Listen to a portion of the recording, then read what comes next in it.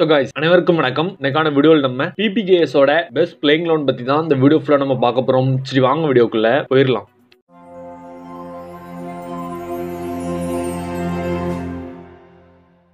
சிந்தாக்கா டீமோட பிளேயிங் 11 பத்தி தான் இந்த வீடியோ ஃபுல்லா பார்க்க போறோம். ஸோ இந்த வீடியோ எப்படி மேக் பண்ணியிருக்கோம் அப்படின்னா ஒட்டுமொத்த ஸ்குவாட்ல இருந்து பெஸ்ட் பிளேயிங் 11 ஏதோ அதை தான் இந்த வீடியோவில் நம்ம டிஸ்கஸ் பண்ண போறோம். ஒவ்வொரு மேட்சஸ்க்கும் ஏற்ற மாதிரி ஒவ்வொரு மேட்சஸ்க்கும் பிளேயிங் 11 மாறிக்கிட்டே இருக்கும். ஸோ ஃபர்ஸ்டே சொன்ன மாதிரி பெஸ்ட் பிளேயிங் 11 தான் இந்த வீடியோவில் நம்ம கவர் பண்ண போறோம். ஓப்பனர்ஸ்ன்னு எடுத்துக்கிட்டோம்னா உங்க எல்லாத்துக்குமே தெரிஞ்ச விஷயம் தான் Johnny Bairstow and Shikhar Dhawan. இவங்க ரெண்டு பேரும் தான் PPKSக்கு இந்த இயர் ஓபன் பண்ண போறாங்கிறது என்னோட தாட். ஜானி பெஸ்டோன்னு எடுத்துக்கிட்டோம்னா IPL இல்ல எந்த ஒரு ஃபார்மட் எடுத்துக்கிட்டாலும் ஜானி பெஸ்டோ ஒரு எக்ஸலன்ட் ஓபனராக இருப்பாரு. லாஸ்ட் சீசன் இன்ஜுரி வர இவர் அந்த சீசனையே ஃபுல்லா ஸ்கிப் பண்ணிருப்பாரு. பட் இந்த இயர் அதுல இருந்து கம்பேக் கொடுத்து வேற லெவல் வெறித்தனமான பெர்ஃபார்மன்ஸஸ் கொடுப்பாருங்கிற மாதிரி எதிர்பார்க்கப்படுது. ஜானி பெஸ்டோட பெரிய ஐடென்டிட்டியே அவரோட அட்டாக்கிங் ஓபனிங் தான். அதை இந்த இயர் கொடுத்தாருன்னா உண்மையிலே எக்ஸலண்டாக இருக்கும். நம்மால விக்கெட் கீப்பிங்கும் பண்ணுவாரு. அது ஒரு ஆடட் அட்வான்டேஜ் தான். இந்த மாதிரி நிறைய விஷயங்கள் இருக்கு. ஜானி பெஸ்டோவை நம்ம ஏன் பிளேயிங் 11ல எடுத்துட்டு போனோங்கிற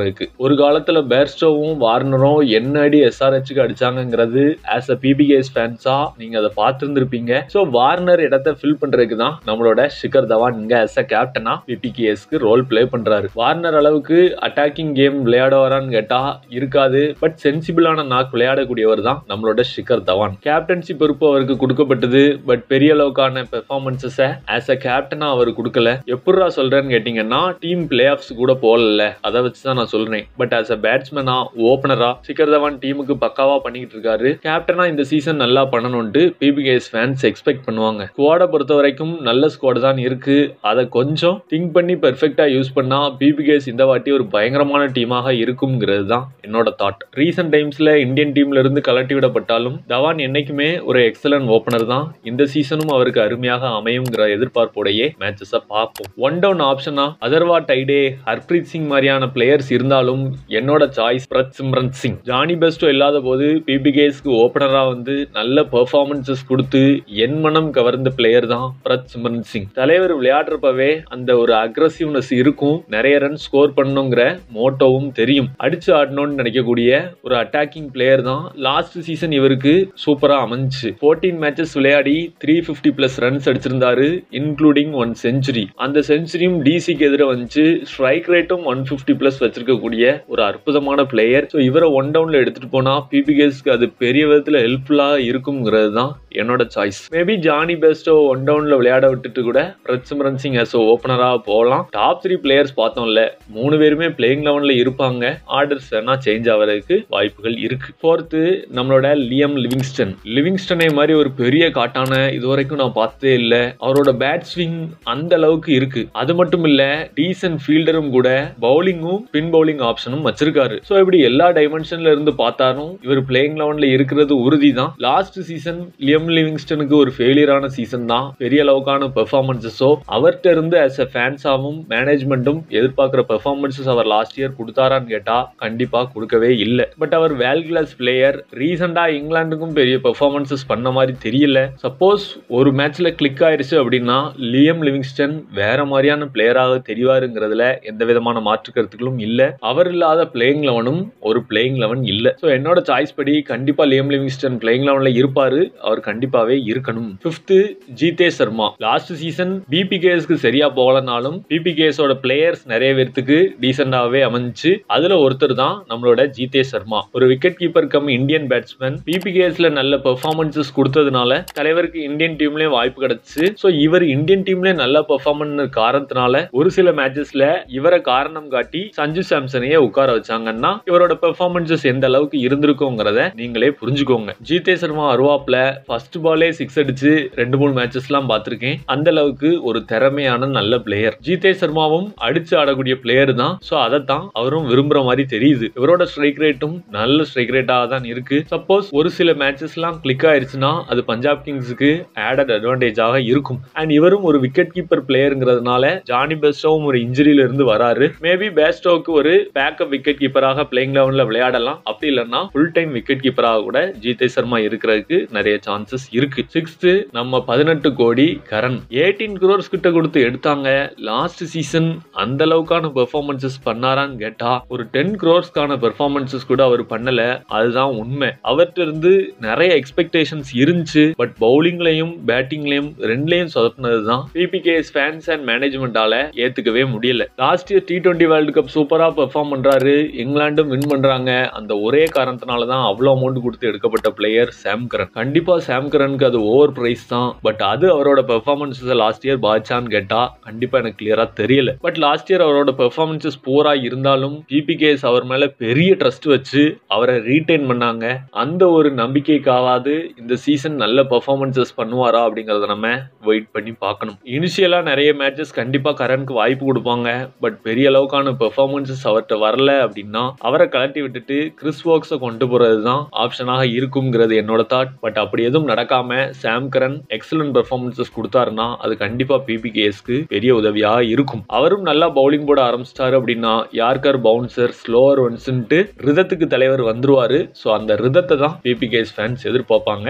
என்ன நடக்குங்கிறத நம்ம பார்க்கலாம். 7th பிளேஸ்க்கு ரிஷி தவான் இல்ல ஹர்ப்ரீத் பிரார் பிச்சஸை பொறுத்து மாறுவாங்க. என்னோட பிளேயிங் லெவல்ல நான் எடுத்துட்டு போறக்கூடிய பிளேயர் ஹர்ப்ரீத் பிரார். பிபிகேஎஸ் ஒன்னு பாராட்டக்கூடிய விஷயம் என்ன அப்படின்னா அவங்களோட பஞ்சாப் பிளேயர்ஸுக்கு நிறைய பேருக்கு வாய்ப்பு கொடுப்பாங்க.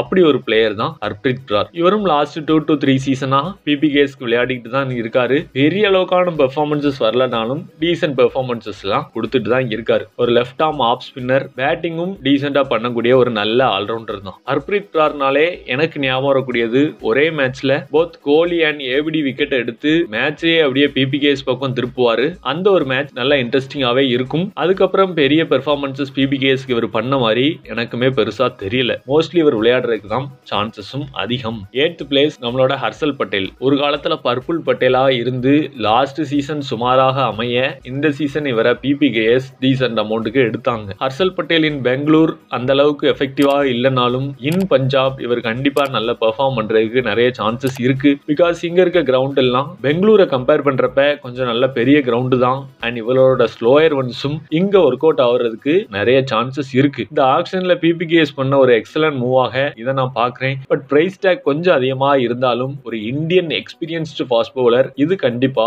ஆடட் அட்வான்டேஜ் தான். பேட்டிங்லாம் பெரிய அளவுக்கு எதிர்பார்க்க முடியாது. பட் டீசன்ட் பேட்டிங் வச்சிருக்காரு. இவர்கிட்ட இருந்து அந்த டெத் ஓவர்ஸ்ல நல்ல பவுலிங் எக்ஸ்பெக்ட் பண்ணுவாங்க.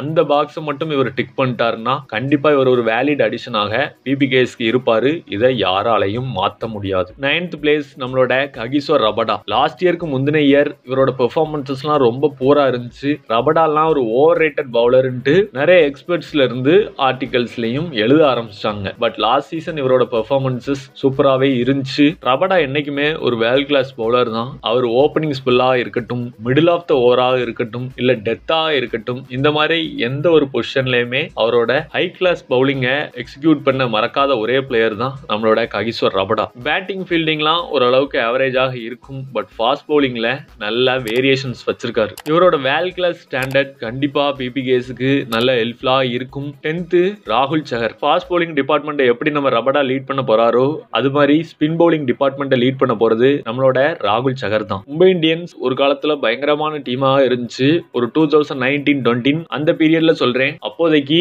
ஒரே ஒரு ஸ்பின் பவுலரா மொத்த மும்பை இந்தியன்ஸையுமே தூக்கி நிறுத்தினவர் தான் ராகுல் சஹர். அந்த அளவுக்கு ஒரு எக்ஸலன்ட் ஸ்பின்னர். லாஸ்ட் சீசன் இவருக்கு பெரிய அளவுக்கு போகல. இருந்தாலும் இவர் இந்தியன் அண்ட் எக்ஸ்பீரியன்ஸ் ஸ்பின்னர். நல்ல எக்கனாமிக்கலா போட்டாலும் விக்கெட் மோஸ்ட்லி எடுக்க மாட்டாரு. சப்போஸ் பிச்சஸ் கை கொடுத்தாலும் தான் நல்ல விக்கெட் எடுக்கக்கூடிய கெப்பாபிலிட்டி ராகுல் சஹர்ட்ட உண்டு. மோஸ்ட்லி கூகுளியை விட இவர் லெக் ஸ்பின்னை தான் ப்ரிஃபர் பண்ணி நான் பார்த்திருக்கேன். பிச்சு கை கொடுச்சுன்னா பால்னா அப்படி வெளியே போகும். ஸோ ஒரு டீசன்ட் அடிஷன் தான். ராகுல் சஹரும் ஹர்ப்ரீத் பிராரும் பிபிகேஎஸ்க்கு என்ன மாதிரியான பெர்ஃபார்மன்சஸ் இந்த சீசன் கொடுக்காங்கிறத நம்ம வெயிட் பண்ணி பார்க்கலாம். 11th நம்மளோட ஹர்ஷ்தீப் சிங். இந்தியன் டீமுக்கு அவர் நுழையறதுக்கு பெரிய காரணமே பிபிகேஎஸ்ல நல்ல பெர்ஃபார்மன்சஸ் பண்ண ஒரே காரணம் தான். லாஸ்ட் சீசன் பெரிய அளவுக்கான பெர்ஃபார்மன்சஸ் கொடுக்கல. ரீசெண்டாவும் டீம் இந்தியாவுக்கு பெர்ஃபார்ம் பண்ண மாதிரி தெரியல. பட் ஒரு லெஃப்ட் ஆர்ம் குயிக் அது கண்டிப்பா இவருக்கு அட்வான்டேஜாக தான் இருக்கும். நெக்ஸ்ட் இயர் இந்த இயர் T20 வேர்ல்ட் கப் கூட வருது. அதுல கம்பேக் கொடுக்கணும்னா ஹர்ஷ்தீப்புக்கு ஒரே ஒரு ஆப்ஷன் இந்த சீசன் நல்லா பிளே பண்ணி ஆகணும். சப்போஸ் இதுல ஒரு அவுட்ஸ்டாண்டிங் பெர்ஃபார்மன்சஸ் கொடுக்காரு அப்படின்னா அவர் T20 வேர்ல்ட் கப் ஸ்குவாட்ல இடம் பிடிக்கிறதுக்கு நிறைய சான்சஸ் இருக்கு. இதுவுமே அவரோட பேக் ஆஃப் த மைண்ட்ல கண்டிப்பா இருக்கதான் செய்யும். அண்ட் இந்த வாட்டி ஃபாஸ்ட் பவுலிங் யூனிட்டும் எக்ஸலண்டா இருக்கு. ஹர்ஷல் பட்டேல் உள்ள வந்திருக்காரு.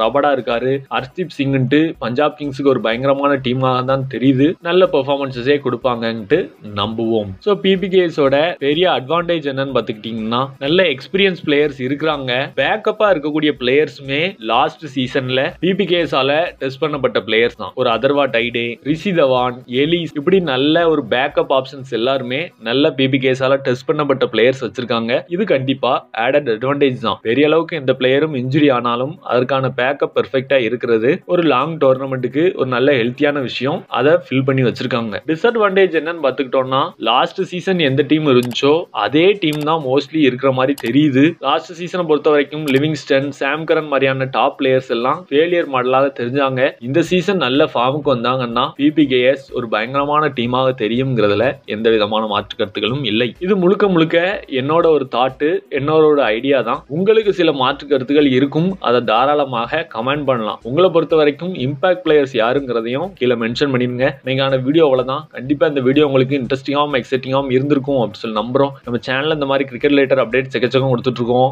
அதுல உங்களுக்கு இன்ட்ரெஸ்ட் இருந்துச்சுன்னா மறக்காம சேனல் சப்ஸ்கிரைப் பண்ணி சப்போர்ட் பண்ணுங்க. நேர வீடியோ பார்த்ததுக்கு நன்றி.